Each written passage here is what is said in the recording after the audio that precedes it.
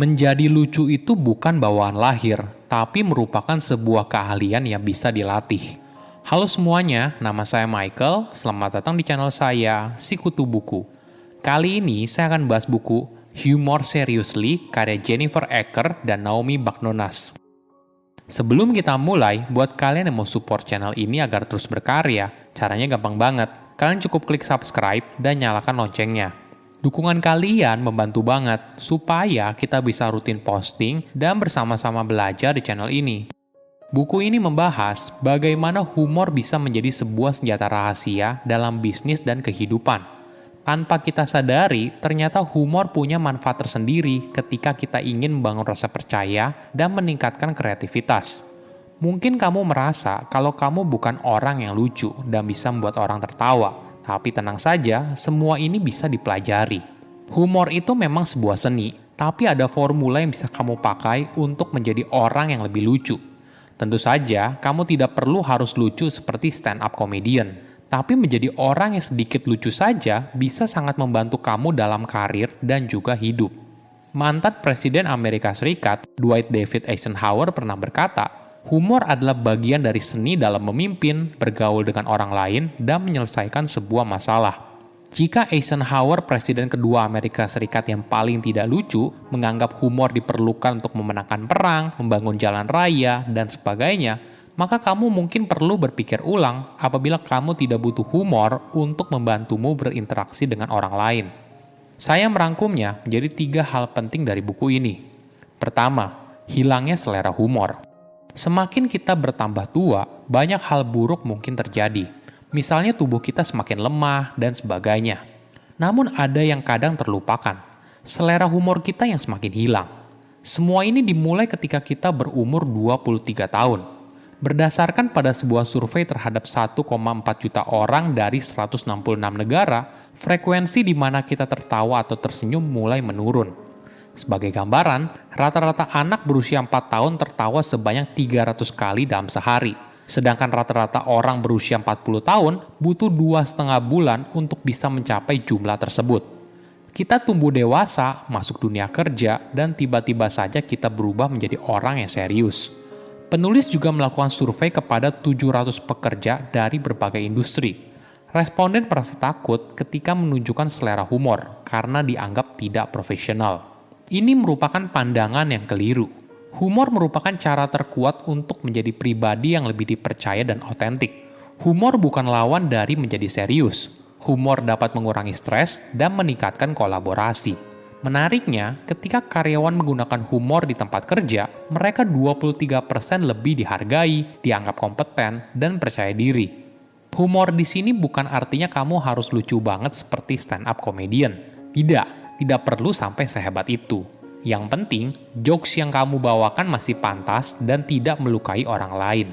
Saat ini boleh dibilang, kita sedang berada dalam kondisi kurangnya kepercayaan. Dalam sebuah studi, 58% karyawan mengaku kalau mereka lebih percaya orang asing daripada bos mereka sendiri.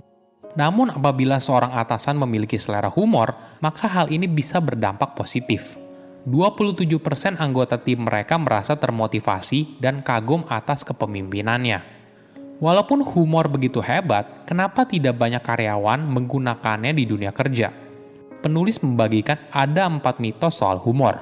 Pertama, born with it myth. Ini merupakan kepercayaan kalau humor adalah sebuah bakat, sebuah kepribadian, bukan sebuah keahlian.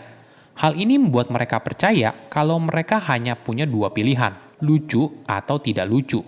Kedua, humor sama dengan komedi. Ini adalah kepercayaan, untuk lucu, maka kamu harus punya jokes yang lucu banget dan melakukan stand-up komedi. Ketiga, serious business myth. Ini merupakan kepercayaan kalau humor itu lawan dari menjadi serius. Jika kita menganggap pekerjaan kita adalah hal yang serius, maka tertawa atau lelucon akan mengurangi hal tersebut. Keempat, failure myth. Ini merupakan ketakutan seseorang kalau lelucon yang mereka sampaikan tidak lucu dan akhirnya malah membuat orang lain menjauhinya. Kedua, manfaat humor bagi hidup. Humor tidak hanya berguna di dunia kerja, humor juga bisa membantu kamu saat melakukan negosiasi. Ada sebuah studi yang menarik. Peneliti meminta para responden untuk bernegosiasi dengan pedagang barang seni yang sebenarnya adalah asisten peneliti. Untuk separuh responden, pedagang seni tersebut mengakhiri negosiasi mereka dengan harga final. Namun untuk separuhnya lagi, pedagang seni tersebut menggunakan kalimat yang sama, namun ditambahkan senyuman dan sedikit lelucon. Apakah sedikit perbedaan ini akan memberikan hasil yang signifikan? Ternyata iya. 18% responden bersedia membayar lebih mahal untuk karya seni tersebut. Bukan hanya itu, responden juga merasa negosiasi itu lebih santai dan mereka lebih suka dengan si penjual. Ada fakta yang menarik. Ketika kita tertawa bersama dengan orang lain, otak kita mengeluarkan hormon yang meningkatkan dopamin dan oksitosin. Dampaknya, kita akan merasa lebih tenang, percaya diri, dan bahagia dalam sebuah hubungan. Sebuah riset menunjukkan kalau tertawa bersama meningkatkan perasaan yang dekat antar manusia. Peneliti melakukan eksperimen ini dengan beberapa pasang orang asing untuk memberikan 5 informasi tentang diri mereka kepada lawan bicara.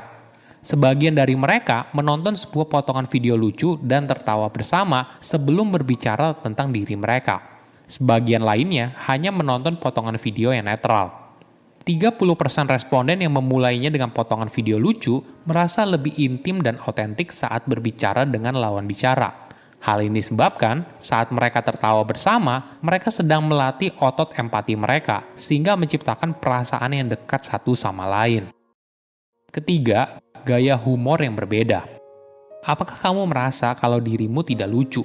Atau sebaliknya, setiap kali kamu melontarkan candaan, semua orang pasti tertawa.